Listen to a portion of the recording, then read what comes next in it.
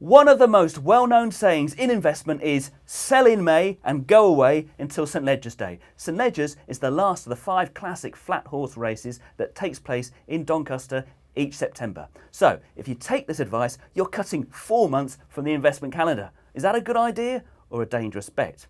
My first reaction when I first heard this adage was to dismiss it. Sell in May reeks of a bygone era when pinstripe brokers ruled the city and the world of finance was a cosy old boys club. It just doesn't fit in with the global 24/7 computer-driven incessant nature of modern stock markets. Besides, if investment could be reduced to such a simple rule, it wouldn't be so difficult, would it?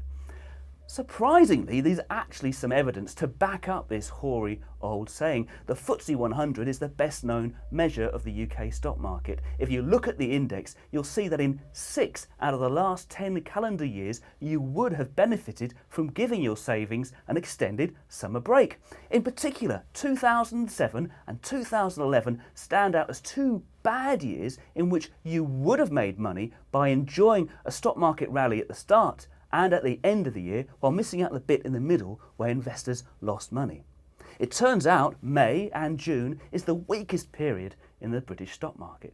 According to the 2013 UK Stock Market Almanac, the probability of a positive return in May is under 50%. On average, the market falls 0.3%, confirming its lacklustre reputation. Apparently, the summer lull on the stock markets is an international phenomenon, although it's strongest in the UK. The American version of this saying uses Halloween as the end date, knocking out 6 months of the year, which sounds like a good excuse invented by somebody. Yet 6 out of 10 doesn't do it for me. That's 4 years when you would have improved your return by staying invested over the summer. Besides, unless you're a disciplined and experienced investor, it can be difficult to reinvest your money once you've pulled it out. It's a bit like being a surfer, not wanting to go back into the sea when it's cold and stormy. It's all too easy to find excuses not to invest.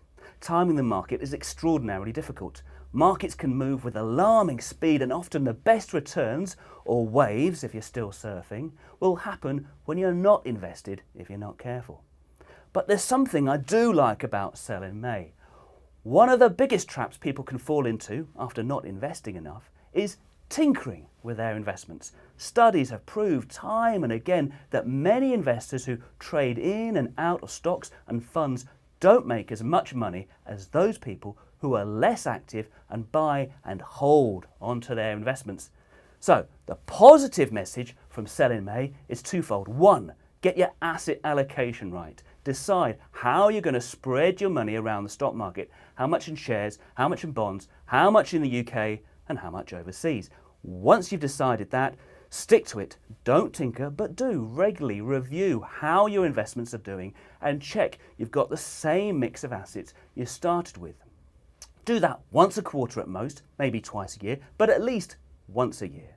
In other words, don't sell in May, buy in May and check how it's doing on St Leger's Day, or whatever day it is you set aside to look at these things.